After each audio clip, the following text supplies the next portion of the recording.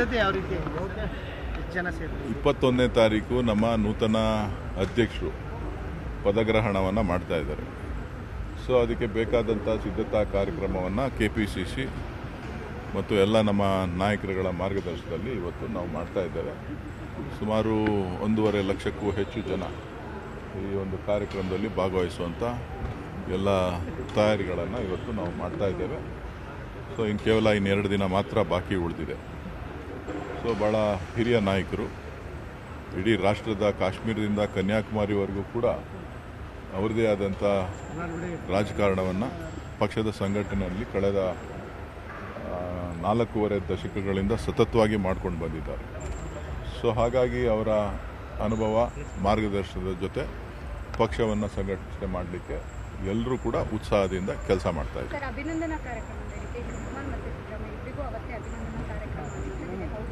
ಹೌದು, ಯಾಕಂದರೆ ನಮ್ಮ ಸಿದ್ದರಾಮಯ್ಯನವರು ಮಾಜಿ ಮುಖ್ಯಮಂತ್ರಿಗಳು ಇವತ್ತು ರಾಜ್ಯಕ್ಕೆ, ನಮ್ಮ ಪಕ್ಷಕ್ಕೆ, ವಿಶೇಷವಾಗಿ ಎಲ್ಲ ವರ್ಗದ ಜನರ ಹಿತವನ್ನು ಕಾಪಾಡೋ ನಿಟ್ಟಿನಲ್ಲಿ ಅತ್ಯುತ್ತಮವಾದ ಆಡಳಿತವನ್ನು ಕೊಡೋದ್ರ ಮುಖಾಂತರ ಒಂದು ಇಡೀ ರಾಷ್ಟ್ರಕ್ಕೆ ರಾಜಕಾರಣದಲ್ಲಿ ಒಂದು ಏನು ಒಂದು ಹೊಸ ಇದನ್ನು ಸೃಷ್ಟಿ ಮಾಡಿದ್ದಾರೆ. ಯಾವ ರೀತಿ ನಡ್ಕೊಳ್ಬೇಕು ರಾಜಕಾರಣದಲ್ಲಿ ಅನ್ನೋದನ್ನು ಒಂದು ಪಂಕ್ತಿಯನ್ನು ಹಾಕ್ಕೊಟ್ಟಿದ್ದಾರೆ. ಸೊ ಹಾಗಾಗಿ ಅವರನ್ನು ಸ್ಮರಣೆ ಮಾಡಬೇಕಾಗಿರ್ತಕ್ಕಂಥದ್ದು, ಅವರಿಗೆ ಗೌರವ ಸಲ್ಲಿಸಬೇಕಾಗಿರ್ತಕ್ಕಂಥದ್ದು ಪಕ್ಷದ ಕೆಲಸ. ಸೊ ಅದು ಕೂಡ ಜೊತೆಯಲ್ಲೇ ನಡೀತದೆ. ಇವತ್ತು DK ಶಿವಕುಮಾರ್ ಅವರು ಪಕ್ಷದ ಅಧ್ಯಕ್ಷರಾಗಿ ಸುಮಾರು 6 ವರ್ಷ ಕೆಲಸ ಮಾಡಿದ್ದಾರೆ. ಸೊ ಈಗ ನೂತನ ಮುಖ್ಯಮಂತ್ರಿಗಳಾಗಿದ್ದಾರೆ. ಅವ್ರಿಗೆ ಜವಾಬ್ದಾರಿ ಇದೆ ಮುಂದಕ್ಕೆ 28ಕ್ಕೆ ಮತ್ತೆ ನಮ್ಮ ಹೊಸ ಆಡಳಿತವನ್ನು, ಸರ್ಕಾರವನ್ನು ತರುವಂಥದ್ದು.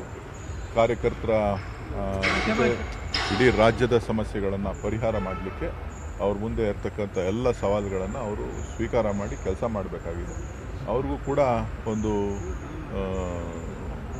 ಅಭಿನಂದನೆಯನ್ನು ಸಲ್ಲಿಸುವಂಥ ಕಾರ್ಯಕ್ರಮವನ್ನು KPCC ಹಮ್ಮಿಕೊಳ್ತಾ ಇದೆ. ಸಿದ್ಧತೆ ಯಾವ ರೀತಿ ಎಷ್ಟು ಜನ ಸೇರ್ತಾರೆ? 21ನೇ ತಾರೀಕು ನಮ್ಮ ನೂತನ ಅಧ್ಯಕ್ಷರು ಪದಗ್ರಹಣವನ್ನು ಮಾಡ್ತಾ ಇದ್ದಾರೆ. ಸೊ ಅದಕ್ಕೆ ಬೇಕಾದಂಥ ಸಿದ್ಧತಾ ಕಾರ್ಯಕ್ರಮವನ್ನು KPCC ಮತ್ತು ಎಲ್ಲ ನಮ್ಮ ನಾಯಕರುಗಳ ಮಾರ್ಗದರ್ಶನದಲ್ಲಿ ಇವತ್ತು ನಾವು ಮಾಡ್ತಾ ಇದ್ದೇವೆ. ಸುಮಾರು 1.5 ಲಕ್ಷಕ್ಕೂ ಹೆಚ್ಚು ಜನ ಈ ಒಂದು ಕಾರ್ಯಕ್ರಮದಲ್ಲಿ ಭಾಗವಹಿಸುವಂಥ ಎಲ್ಲ ತಯಾರಿಗಳನ್ನು ಇವತ್ತು ನಾವು ಮಾಡ್ತಾ ಇದ್ದೇವೆ. ಸೊ ಕೇವಲ 2 ದಿನ ಮಾತ್ರ ಬಾಕಿ ಉಳಿದಿದೆ.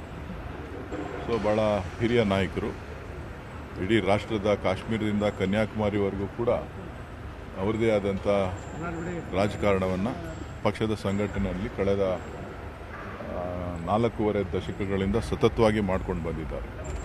ಸೊ ಹಾಗಾಗಿ ಅವರ ಅನುಭವ ಮಾರ್ಗದರ್ಶನದ ಜೊತೆ ಪಕ್ಷವನ್ನು ಸಂಘಟನೆ ಮಾಡಲಿಕ್ಕೆ ಎಲ್ಲರೂ ಕೂಡ ಉತ್ಸಾಹದಿಂದ ಕೆಲಸ ಮಾಡ್ತಾ ಇದ್ದಾರೆ. ನಿರ್ಭೀತ, ನಿಷ್ಪಕ್ಷಪಾತ, ವಿಶ್ವಾಸಾರ್ಹ ಸುದ್ದಿಗಳಿಗೆ ಮತ್ತೊಂದು ಹೆಸರಾಗಿರೋ News18 ಕನ್ನಡ ಈಗ ಆಪ್ನಲ್ಲೂ ಲಭ್ಯ ಇದೆ.